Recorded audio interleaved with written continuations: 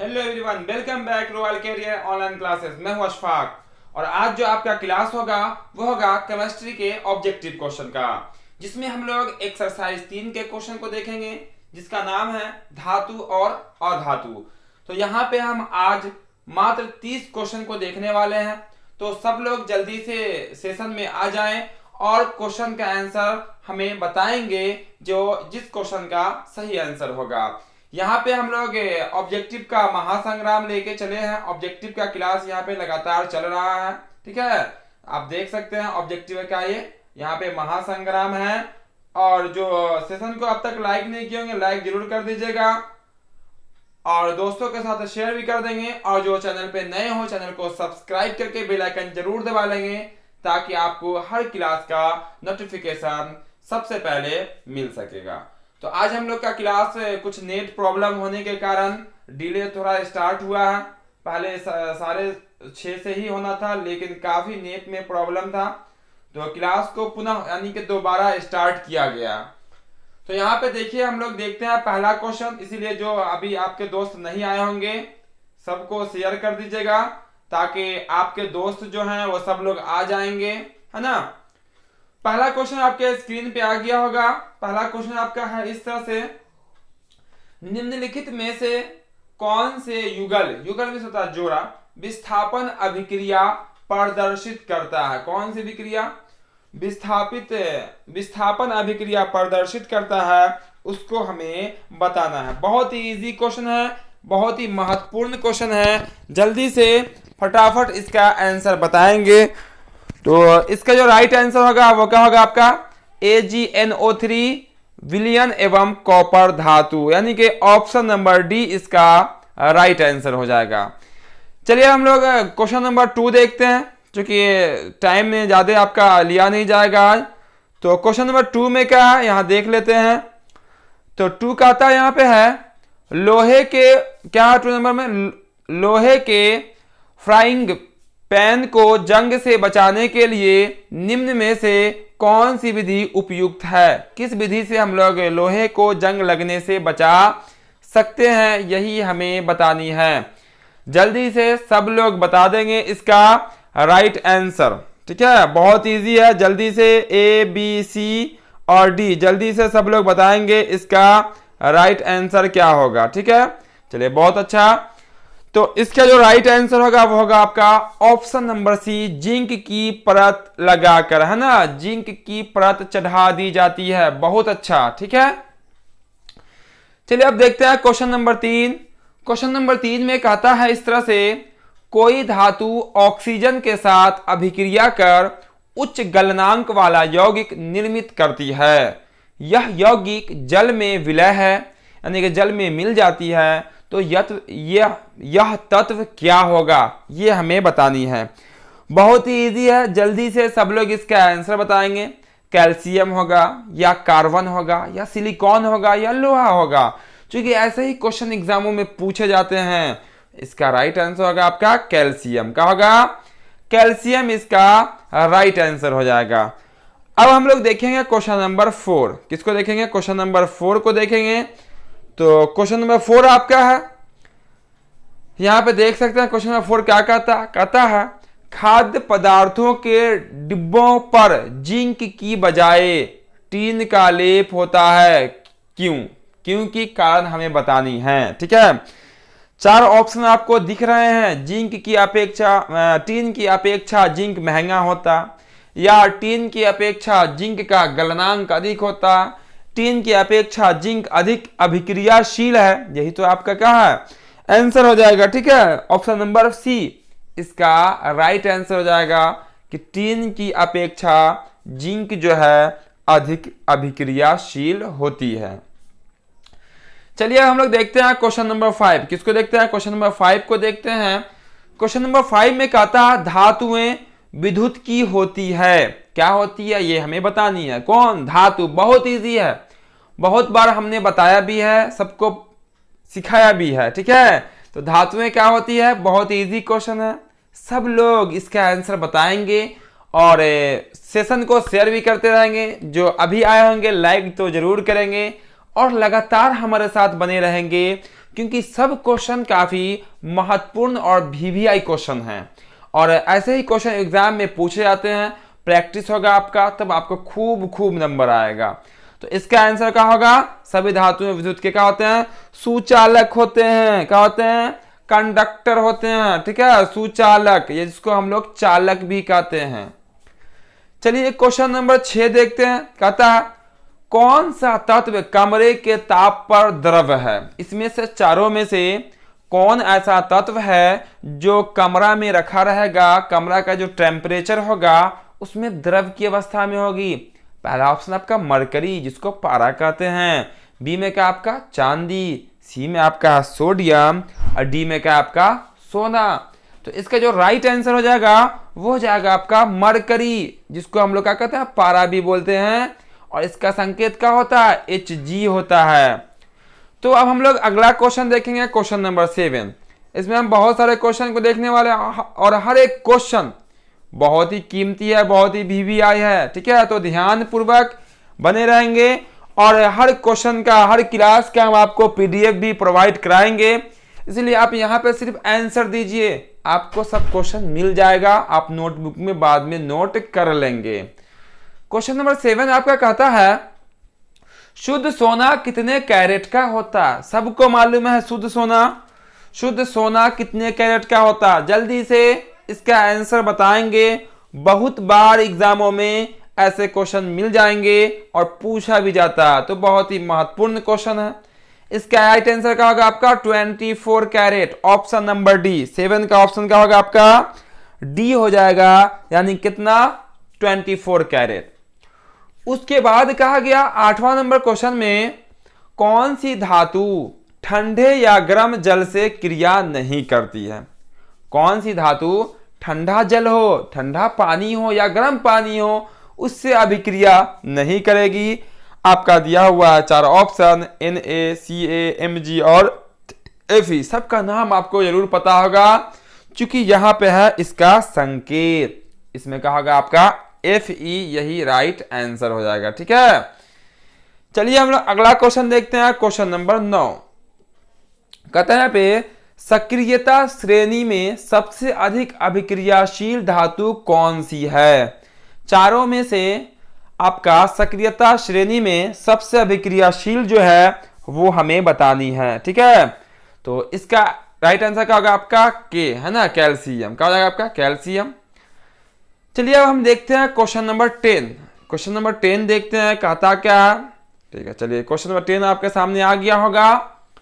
तो question number 10 में है 3 तत्व दिए गए हैं, x, y और z का इलेक्ट्रॉनिक विन्यास है। देख सकते हैं x में 28 है, y में 287 है, z में 282 है।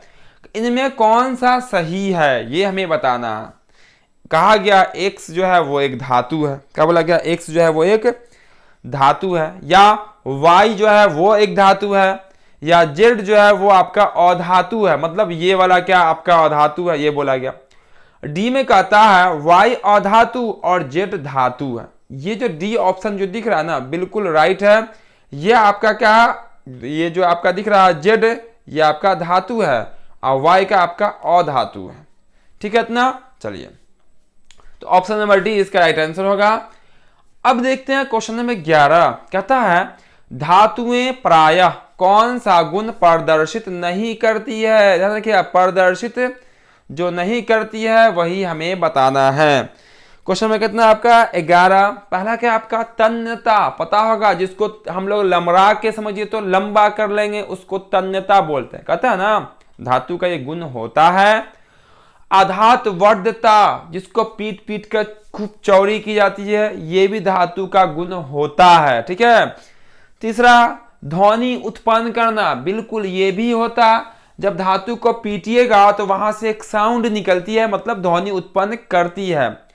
डी में जो दिया हुआ ना धुसरता, यही इसका राइट आंसर होगा। ये धातु का गुण नहीं होता है।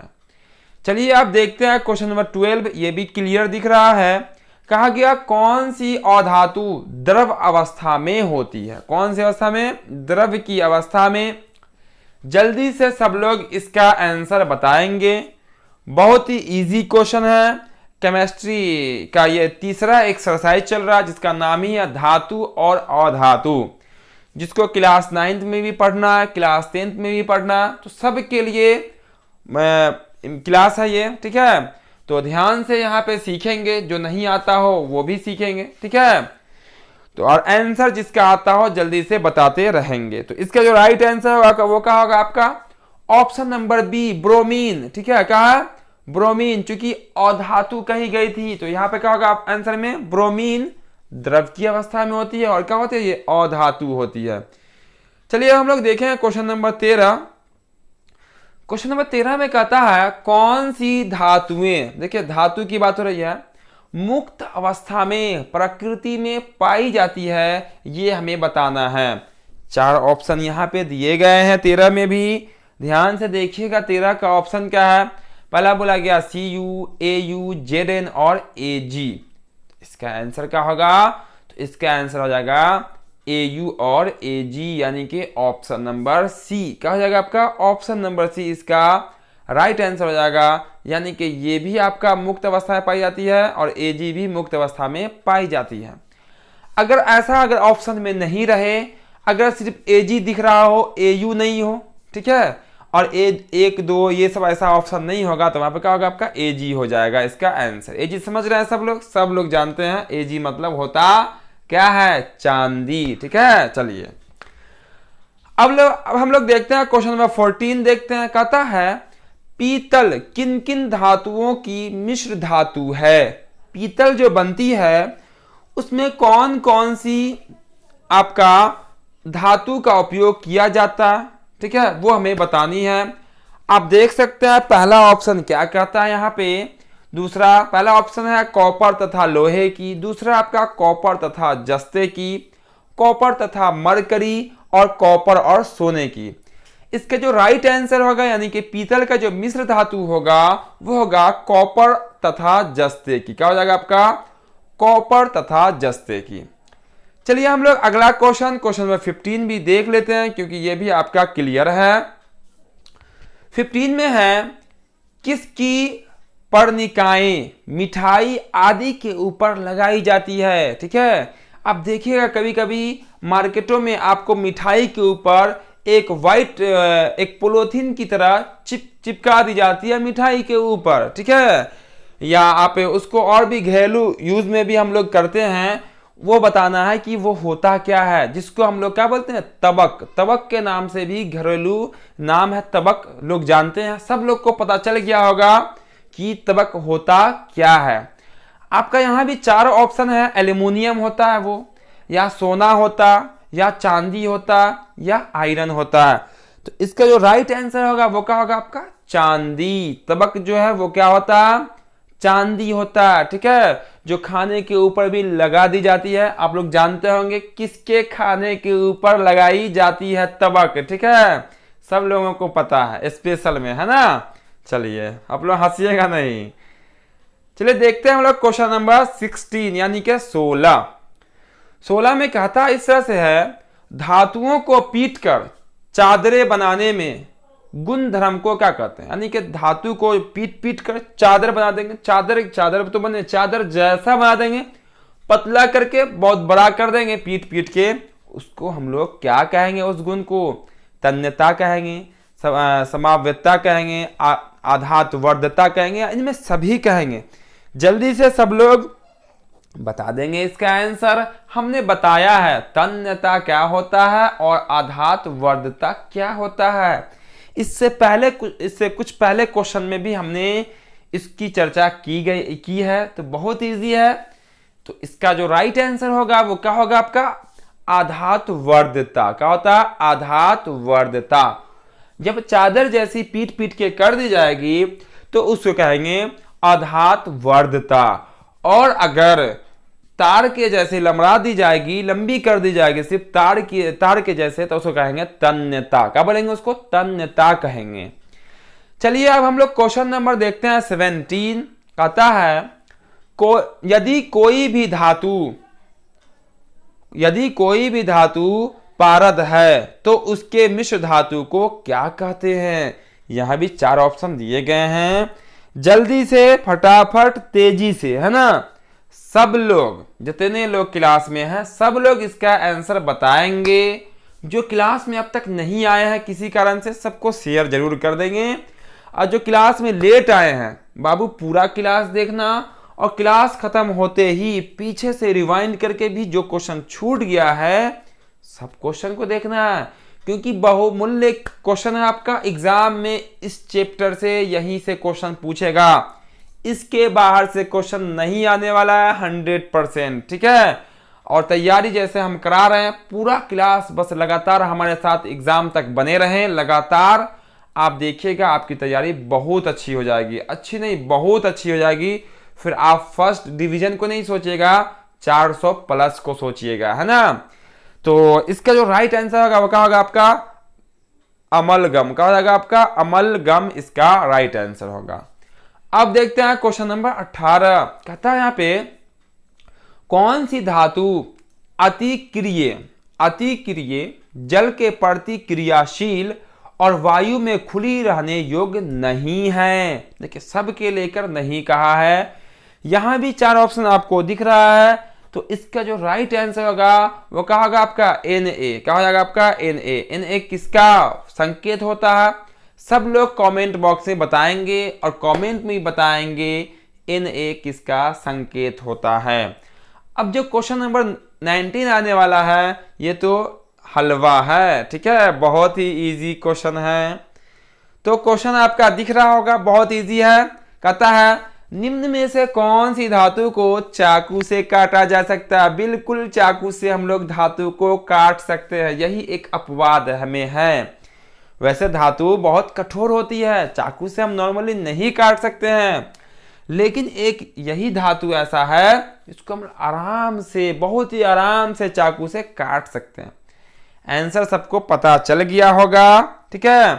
क्या होगा इसका आंसर, तो यहाँ पे ध्यान से अगर देखिएगा आंसर में, तो बहुत सारे स्टूडेंट जो है बोलेंगे सर सोडियम। क्या बोलेंगे, सोडियम। लेकिन यहाँ पे ऐसा नहीं है, यहाँ पे जो तीनों ऑप्शन जो दिख रहा है, तीनों को चाकू से काटा जा सकता है। तो आंसर किसके साथ जाएंगे, ऑप्शन नंबर डी के साथ जाएंगे। किसके साथ जाएंगे, ऑप्शन नंबर डी के साथ जाएंगे। क्लियर है तो ना, चलिए क्लियर है तो हम लोग बढ़ते हैं आगे और देखते हैं क्वेश्चन नंबर 20। किसको देखते हैं, क्वेश्चन नंबर 20 देखेंगे। कहा गया, लोहे को जिंक से, ज्यादा लंबा क्लास नहीं होगा, बहुत ही छोटा क्लास होगा, क्योंकि लेट हो चुके हैं। आज क्लास की जो टाइमिंग है प्रत्येक दिन 6:30 बजे से, कुछ टेक्निकल प्रॉब्लम होने के कारण आज 6:30 बजे से क्लास नहीं हो पाया, तो क्लास थोड़ा डिले स्टार्ट हुआ है, तो ज्यादा लंबा क्लास नहीं होगा, ठीक है। कल से अपने टाइम 6:30 बजे से क्लास स्टार्ट हो जाएगा। तो 20 नंबर क्वेश्चन है, लोहे को जिंक से लेपित करने की क्रिया को क्या कहते हैं। लोहा को जिंक से जब हम लेपित करेंगे तो इसको क्या कहते हैं, ये हमें बताना है। तो देखिए इसमें जो है, अगर ऑप्शन देखिएगा, गैल्वेनीकरण ये भी कहते हैं, जस्तीकरण ये भी कहा जाता है, यशद लेपन भी कहा जाता है, जब लोहे के ऊपर जिंक की परत को चढ़ाते हैं, पेंट करते हैं। आंसर किसके साथ जाएंगे, इनमें सभी के साथ। किसके साथ जाएंगे, इनमें सभी कही जाएगी, ठीक है। तो अब हम लोग देखते हैं 21। ज्यादा क्वेश्चन नहीं देखेंगे, आपको पहले ही ऊपर में दिख गया होगा कितने क्वेश्चन हम लोग देखने वाले हैं। उसमें भी 5 क्वेश्चन आज हम कम कर देते हैं, 25 क्वेश्चन ही देखेंगे और वहीं पे क्लास एंड कर लेंगे। तो 21 है, तांबा और जिंक के मिश्र धातु को क्या कहते हैं। तांबा और जिंक को मिला के जो धातु बनेगी उस धातु को हम क्या बोलेंगे, जल्दी से बताएंगे। तो इसका आंसर क्या होगा आपका, पीतल। क्या होगा आपका, पीतल होगा। क्या होगा ये, पीतल। अब ऐसे भी क्वेश्चन पूछा जाता है, पीतल किस मिश्र धातु से मिलकर बना होता है, तो कहेंगे तांबा और जिंक के, तांबा और जिंक के। चलिए 22 भी आपको यहीं पे दिख रहा है साफ साफ स्पष्ट रूप से, तो देख लेते हैं हम लोग यहीं पे। कहता कौन सा धातु विद्युत का सुचालक है। देखिए अधातु बोला गया और विद्युत का सुचालक बोला गया, सबको पता है इसका आंसर, बता देंगे आप हमें बहुत जल्दी से, ठीक है। कौन सा धातु है जो विद्युत का सुचालक है, यानी कि उससे इलेक्ट्रिक करंट जो है सप्लाई आसानी से हो जाएगी, तो वो होता है आपका ग्रेफाइट। क्या होता है, ग्रेफाइट जो कि आपको मिल जाएगा, सब लोग देखे होंगे। बहुत सारे लोग कहेंगे सर ग्रेफाइट हम नहीं जानते, सब लोग देखे होंगे, सब लोग उसका उपयोग भी किए होंगे। पेंसिल जो होती है मिटाने वाली, जिसको लिखने के बाद हम लोग मिटा भी सकते हैं, वो जो पेंसिल होती है, उस पेंसिल के अंदर जो ब्लैक कलर जो लिखने का काम करता है वही तो ग्रेफाइट होता है ना। चलिए तो हम लोग आगे देख लेते हैं क्वेश्चन नंबर 23, 24 और 25। तो यहीं तक आज का क्लास हम रहने देंगे, 25 तक ही। तो 23 में कहता है निम्न में से कौन सी धातु, क्या निम्न में से कौन सी धातु अम्ल और क्षार दोनों से अभिक्रिया करती है? कौन सी धातु है जो अम्ल और क्षार दोनों से अभिक्रिया करेगी? तो इसका जो राइट आंसर होगा वो होगा जिंक, Zn। क्या होगा आपका? Zn यानी कि जिंक। चलिए 24 देख लेते हैं। 24 कहता है निम्न में से कौन कॉपर के अयस्क हैं? कॉपर के अयस्क कौन है? सब पढ़ाई हो चुकी है, सबको याद है, आप सबको याद है, क्योंकि आप सब लोग पढ़ने वाले स्टूडेंट हैं, है ना। तो पढ़ने वाले को सब चीज याद रहता है। तो 24 का जो आंसर होगा वो क्या हो जाएगा? वो हो जाएगा आपका क्यूपाइराइट। क्या हो जाएगा? Option number A, cuprite. आपको पता होगा बाकी शनिवार किसका होता, बॉक्साइट किसका अयस्क होता, कैलामाइन किसका अयस्क होता। ठीक है, चलिए अब आज का अंतिम क्वेश्चन देखते हैं। 25 कहता है सर्वोत्तम विद्युत चालक धातु है, सबसे अच्छा विद्युत का चालन कौन करता है? चारों में से बताना है हमें। लोहा करता, सोना करता है, या आपका तांबा, या आपका एल्युमिनियम। तो देखिएगा सर्वोत्तम विद्युत चालक धातु वैसे होती है चांदी, लेकिन कहीं पे आपको चांदी दिख रहा नहीं दिख रहा। तो चांदी नहीं दिख रहा है तो बताइए इस चांदी के बाद हम लोग किसके वायर का उपयोग करते हैं? तो तांबा का तार होता है, बहुत ही बेहतरीन तार होता है। आंसर किसके साथ जाएंगे हम लोग? तांबा के साथ जाएंगे। तो आज क्या क्लास हम यहीं पे एंड कर देते हैं। एक क्वेश्चन नंबर 26 आपको सामने यहाँ पे आ गया होगा, इसका आप हमें आंसर कमेंट बॉक्स में जरूर बता देंगे। आपका जो अगला क्लास होगा यानी कि कल का जो क्लास होगा वो क्वेश्चन नंबर 26 से ही स्टार्ट करेंगे। तो जो भी क्वेश्चन होगा आपका इस चैप्टर में, पूरा क्वेश्चन को हम लोग कवर कर लेंगे, कंप्लीट कर लेंगे कल के क्लास में। क्लियर हो गया? कल का क्लास क्या होने वाला? तो कल के क्लास में भी हम लोग केमिस्ट्री के ऑब्जेक्टिव क्वेश्चन को ही देखेंगे। इस क्वेश्चन नंबर 26 से आपका 16 क्वेश्चन तक 60 क्वेश्चन है, इसमें पूरा को हम लोग कंप्लीट करने वाले हैं। तो जो क्लास को अब तक लाइक नहीं किए होंगे, लाइक तो आप लोग तो कर ही देते हैं, बहुत सारे स्टूडेंट भूल भी जाते हैं, सब लोग लाइक जरूर कर दीजिएगा। और जो दोस्त अब तक आपके क्लास में नहीं आए हैं सबको शेयर कर दीजिएगा। और जो चैनल पे नए होंगे बाबू, चैनल को सब्सक्राइब जरूर कर लेना, ताकि यहाँ पे आपको प्रत्येक दिन आपके क्लास का बहुत अच्छे से बताई जा रही है। Objective, subjective, science, social science सबका क्लास यहाँ पे आपको मिल जाएगा। और साथ ही साथ बेल आइकन को जरूर ऑन कर लेना, ताकि आपको हर क्लास का नोटिफिकेशन सबसे पहले पहुंचेगा। जो स्टूडेंट लेट में आए होंगे वो क्लास खत्म होते ही रिमाइंड करके पीछे से स्टार्ट कर लेंगे और पूरा देखेंगे जो आपका छूटा हो क्वेश्चन, क्योंकि बहुत ही आपका VVI क्वेश्चन सब है। ठीक है, तो फिर मिलते हैं हम लोग बहुत जल्द अगले क्लास में। जय हिंद, जय भारत।